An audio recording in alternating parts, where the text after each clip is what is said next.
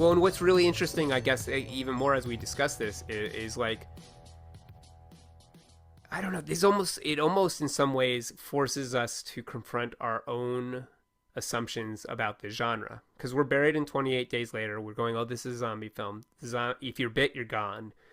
Which has been kind of true, but they've been dealing with it as an infection. Here's the way that it adapts, certain amount of months later. Here's the way it adapts, years later.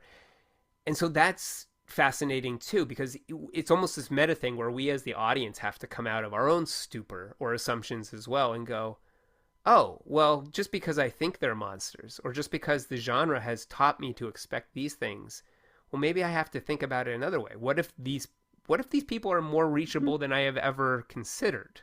And how do we act going forward if that is true? How does that change?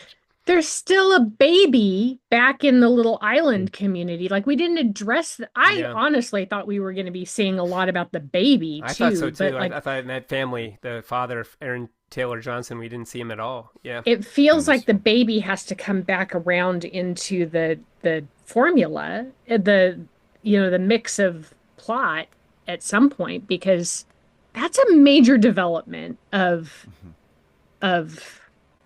this whole scenario. Well, and that might be the challenge for the the next film. If it's really about redemption and we're looking at these themes that are on the table, the next film is probably about like, hey, once the truth is out there, how do you bring these disparate groups together? Because obviously everyone's got their formed thoughts about what the rage victims are, who the other side. I mean, Kelly has brutalized many, many people, and she has to live with that. I don't know that that's like, that pregnant woman is still out there.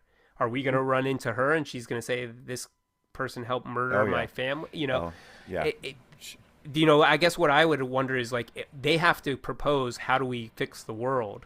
But is that really something that this story can tell? Because I agree with you, Claire. I don't know that is. I think that's a fairy tale. I don't know you can fix the world. Go ahead, Christian. I'm going to throw my hypothesis is that the redemption theme in the last movie is actually going to be about the redemption of the rage virus zombies becoming human enough so that we can all kind of reconnect and bring peace to the world. I know that sounds so lame coming from me, but I do think that that's kind of the idea, is to set up the arc where we can teach empathy, where we can have people that turn into monsters turn back into humans again, because I think it ties into pretty much all the themes that Garland was trying to address. Well, how does that not touch every character? I totally agree. Like, look at Jimmy is a monster. The Jimmys, Samson, monster. Samson's a monster. Ripping people's skulls out of. You could say that some of the humans that some of Spike's family, are monstrous in the ways that they have treated or the ideology they've accepted, or the outside world. They've abandoned the UK to this victim. I think you're exactly right, Christian. I think that's maybe the challenge is